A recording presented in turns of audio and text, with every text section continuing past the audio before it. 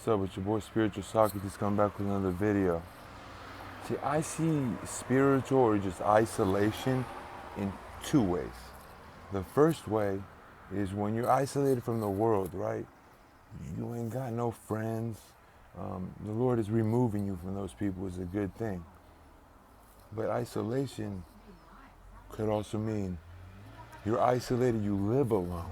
You are alone in that house. You're living alone, you're independent, but you're just isolated from the world. All the friends you had are gone. All the side girls and your little saddle of females, they're all gone. Everybody's gone. And see, you can build in those situations, but when you're isolated, spiritually isolated from the world, but you live with maybe, let's say, your mother, your father, your wife, and this the wrong type of person, they're giving that narcissistic type of vibe, they're telling you what to do, they're not treating you like a man, they're slandering you, they're gaslighting you, they're calling you things that you're not, attacking your character.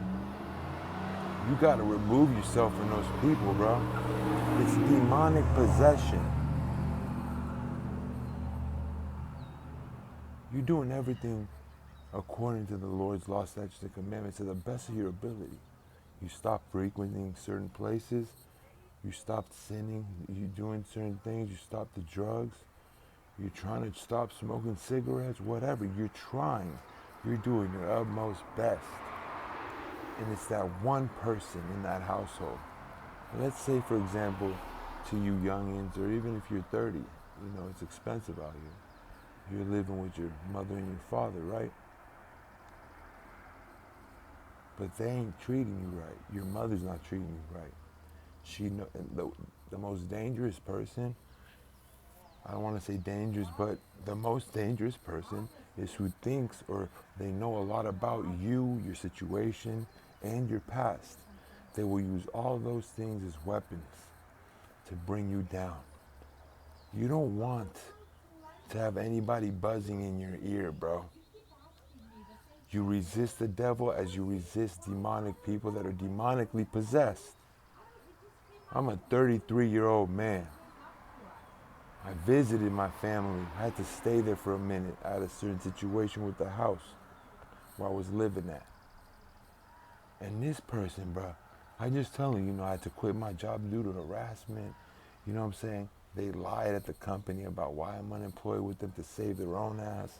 Instead of saying, yeah, he quit because he felt uncomfortable. He was being harassed, sexually harassed by transmission, stuff like that. And there's all these fiery darts getting hit my way. Now, for a response from someone else should come with understanding, empathy, compassion, care. Maybe, do you need anything? I feel bad for you. That shouldn't have happened. You were the best server there. But nah, these types of people, the narcissists, the demonic spirits, they come with like, well, how do you feel now that you don't have a job? You should have stayed there. You should have this, you should have that. But ain't nobody gonna disrespect a man. The better I did at that job, the more the harassment got turned up by management. It's called gang stalking. It happens in the neighborhoods. It happens at the workforce. It happens when somebody's holding the Holy Spirit. It convicts these demonic spirits because they have to look at their dirty ass selves. And it makes them uncomfortable because we got one that can see. Well, we're just over here. We're not spiritually intact. We're filled with demonic spirits, because if you are not walking the narrow path and you're lukewarm, you are open to demonic possession. That's a fact. So I did what was right for me. I went through enough there, even though I didn't let it affect me. Like, it didn't affect me like my emotions. I was very stoic. I never left work with the work with me, because I also was blessed by God. God sent people to me, I was being, a lot of people out here living by these 48 laws of power. Like, I read a video about 48 laws of power, about how what could happen in the workforce. If you show your manager that you're doing too well, or you're getting too many compliments from the clients or the customers, that's not good for you. You're not supposed to do that, because then your manager will look at himself and you'll think that, oh, maybe this guy's better than me. I was like, what the fuck is this? Some hypocrisy, hater ass shit? Fuck. Motherfuckers out there be with these 48 laws of power out here, just looking after themselves, looking to tear down the guy that everybody should be like, should lead by example out here. But when you go through this shit, bro, these trials and tribulations, you realize your self-worth. You realize who you are and what you're really meant for. And that's what I mean about, if you have people around you, though, that are buzzing in your ear, you can't allow that. It has to be iron sharpening iron.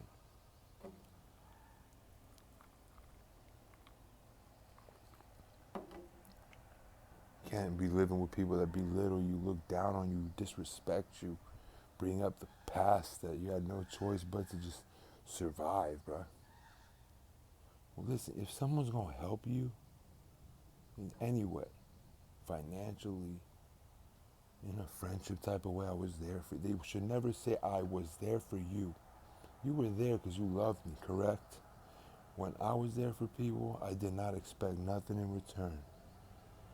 When I gift to people, $1, $2, $5, $10, $20, $100, I do it out of unconditional love because I've been there. I've seen that. These people around you, they think that there's something better than you, higher than you. They think they're stronger than you. When you know that you could go through anything, you've realized your strength. You have realized how strong you really are, and how you don't need anybody really around you. You need the right people around you, that iron sharpening iron people, the people that look at you with mutual respect, where you guys build each other up. You guys can create an empire. Everybody respects the other person because that person has that position that's important in their life. You have that position that's important. It's all important in our lives. Every position a human being has, a family is a business. You can't hate on someone, be narcissistic when you have you're running something with them. You guys have an ideal goal. You want to open up a business. It's 3 brothers. One brother's good at cooking, the other one's good at managing, the other one's good with people more. And they work together. There's no such thing that it won't be successful if there's any jealousy or narcissism. It needs to be mutual respect. You cannot be, especially in these times, bro. People are getting demonically hacked. What I'm going through with my folks, my mother particularly, is insane.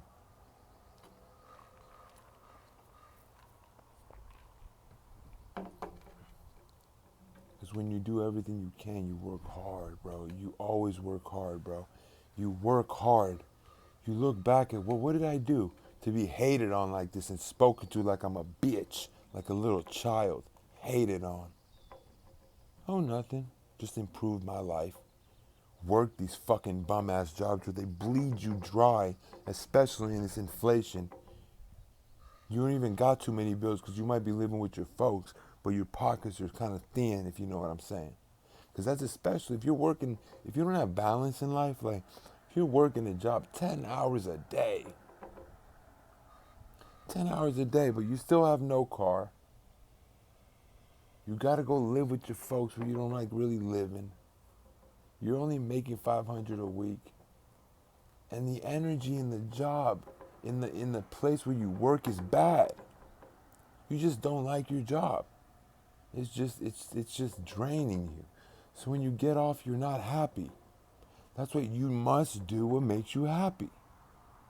A lot of people that became successful, whether they were on the left-hand side or for Christ, like, bro, what I know that they did is they did what they loved. Something happened where they got an opportunity, they got some money, but they wanted to do what they love, which is podcasts, maybe like Joe Rogan. He always loved, you want to have a podcast, interview interesting people because there ain't too many around here other than me and people I'm talking to. And you know, God is good, bro. Remember, God creates good and evil. For all y'all that feel alone and got no one to talk to, because just like I said, I'm here temporarily, but I got no one I should be talking to up in this house, period.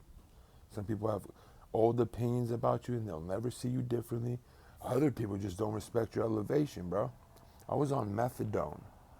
And I got on methadone, which is a strong opioid for heroin addicts. But I wasn't on any opioids. I was doing a lot of cocaine. I was working at Benihana. I remember telling my mother, like, when I was living at the house, I was like, my back is killing me. They're bleeding me dry there. I worked 17 hours straight with no break. They freaking literally broke every employment law in California, Calabasas, freaking Texas that could exist. Dude was Taiwan, he could barely Taiwanese. I mean, they were breaking laws, but they knew because that company's rich. I guess there was a settlement. I got $10 for the settlement. I didn't file my own lawsuit. But remember to have respect for yourself. So I went up, and this is when God punishes you because you allow other people to be more important than He is. If your back is being destroyed at that job because you have a pre-existing condition, which I have a herniated disc on that S5 and L1 on my lower back that I got diagnosed at a very young age. I'm only 33. I got diagnosed at 24. It's like the disc of a car just goes. Like that quickly, I'm 6'7", so who knows how. I fell a few times on my back at work. See, all those things. Was it worth it? Injuries at work. My back will never be the same. You know? And then I go to the house. I'm literally in so much pain, bro. Like, I kept trying to push through it. And my mom says, you will work there till you die. Like, bro, that's not really nice to say, bro. Like, to a hardworking man that ain't bothering you for nothing. You're just going and saying, this shit is tough.